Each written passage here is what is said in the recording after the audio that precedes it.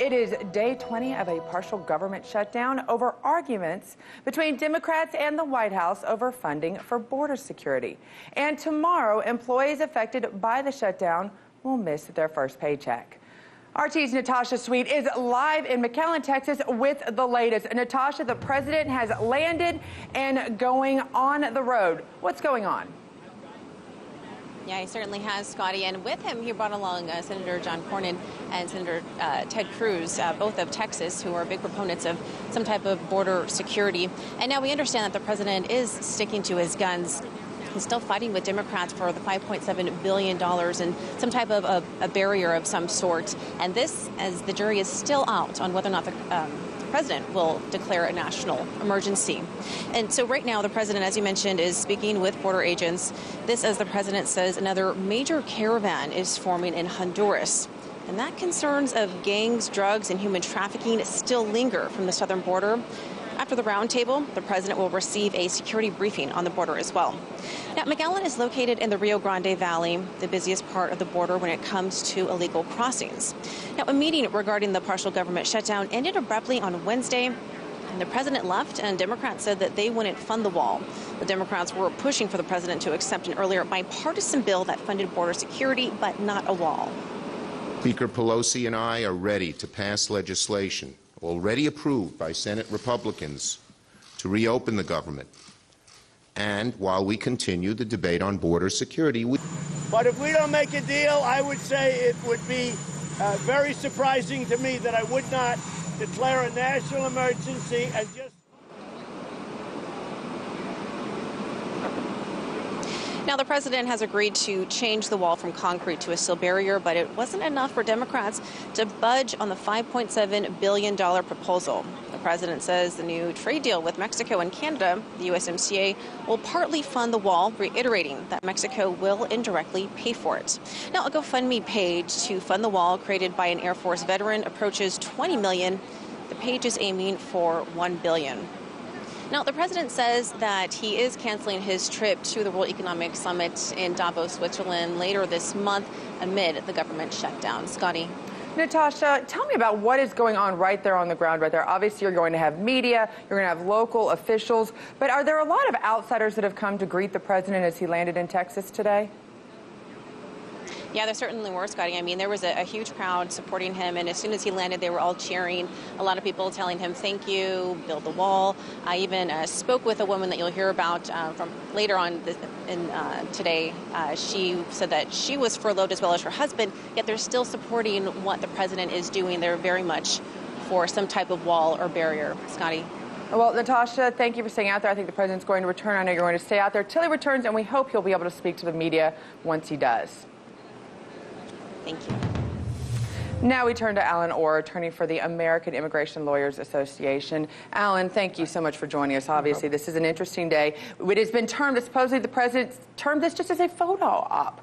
So what do you think the president is hoping to accomplish besides just maybe some good pictures by visiting the border today? I think absolutely nothing. I think it's all part of his strategies to sort of say that he wants to use his executive power to sort of move us into getting the funding on his own. So I think part of that plan was to first walk out of the meeting yesterday, and today is to visit the border. Well, that's the question. We do have a problem with illegal immigration here in the country. Part of it is the system is not reformed enough for those that want to become legal citizens.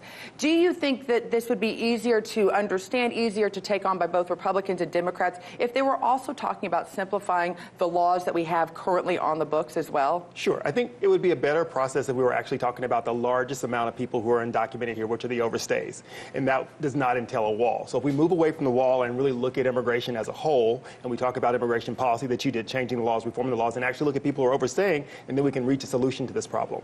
Well, that's the one thing that you hear oftentimes is some of these immigrants coming over here are finding themselves in trouble because you obviously are a good attorney, but some are being taken advantage of, pouring a lot of money into that. Is there a way that these folks can actually become legal citizens without actually even getting help with an attorney, or is that something that's guaranteed they have to do? There are plenty of ways for people to get help, and then one of those ways should be from the CBP officers, which are now turning people away by filing for asylum which is a legal process to come to this country. So therefore, what we must sort of ask ourselves is not whether is an attorney needed or not needed. That's sort of a personal choice, right? You can either do your own dental work or go to a dentist and have them do it yourself, right? So those are the choices that one makes. But the immigration process is set up in such a way right now that's so complex that you would want someone to help you maneuver through the system, like with your taxes. Absolutely. So let's go back to the southern border here. Do you think we actually have a crisis there at the border? There is a crisis. The crisis is that we're violating our own rules with regards to asylum, and that we're calling people that are coming here asking for asylum undocumented, rather than treating them like we treat every other people that show up at our port of entries as people who are intending to come to our country. So that is really the problem. But that's the question. A lot of the issue here is that's the reason why the wall's even on the table. It's not about the port of entry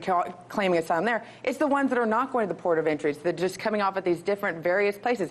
Isn't that a problem? There's a large amount that does that. That's a human-created problem, because what the current administration has done is make it so hard to come to the port of entry that people might give up waiting at the port of entry days, months to come through, and they may come through the different planks in the wall or the open fields, and there's natural barriers there. So that's really not the concern, because what I want to say is what is going at the border today is the same thing that was going on the border in 2016. And if it was a real crisis today, then it would have been a real crisis then. So we can't really say now that we're at a process where the House is in the hand of a different party to say, oh, now we really have a crisis and I must have this $5 million, because there have been at least 2 different chances to move forward on the wall, and we didn't. What we moved forward on was stopping health care.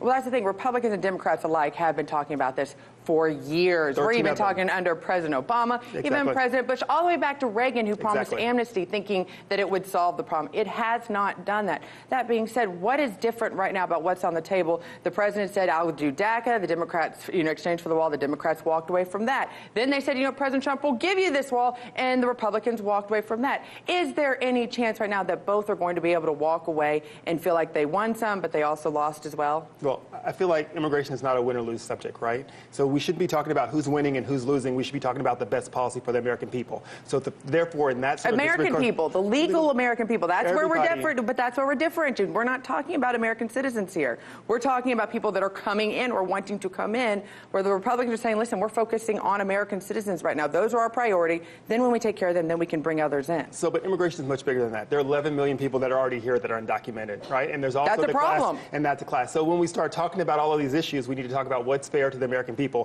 and sort of extracting 11 million people is not good for our economy. Shutting down these ports of entry are not good for our economy. So in a broader picture, we need to have a holistic sort of understanding what immigration means to both parties. And there is no win or lose. There's best policy for the American people. So I think taking this win or lose kind of concept is really silly. A wall or no wall is really silly, because that really doesn't help the individuals who are at the port of entry or the individuals who are here undocumented. What we should sort of talk about is say is, are we following our legal process to sort of manage these people? And then in sort of a holistic foreign policy, you say, are we addressing the issues that are causing these individuals to show up at our port of entries? That's really the problem. How do we address the very small percentage, though, that are coming across and are committing crimes within this country? How do we address that issue? I think the same way we address the rest of the crime in the United States. These numbers are not large by any perspective. Being an undocumented immigrant and creating a crime is no different than being an American and creating a crime. So being against this enforcement level, sort of just take care of across the board, because it doesn't really matter whether an American killed me or an undocumented person killed me. I'm still dead. So we need to stop making those distinctions that don't really matter.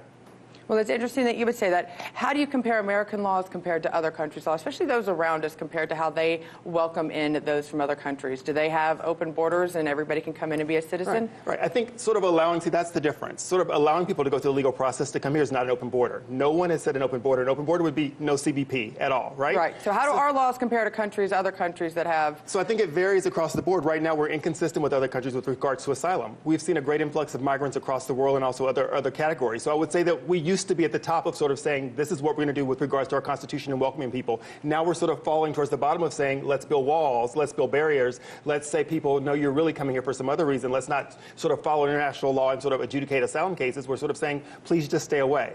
Well, thank you for your work in helping those that want to be here legally actually become legal. I appreciate that. Thank you. Thank you. Hey YouTube, thanks for checking out our channel. We hope you enjoyed the video. We have tons of content for you just like this. For more of RT America's one-of-a-kind news and analysis, be sure to subscribe and never stop questioning more.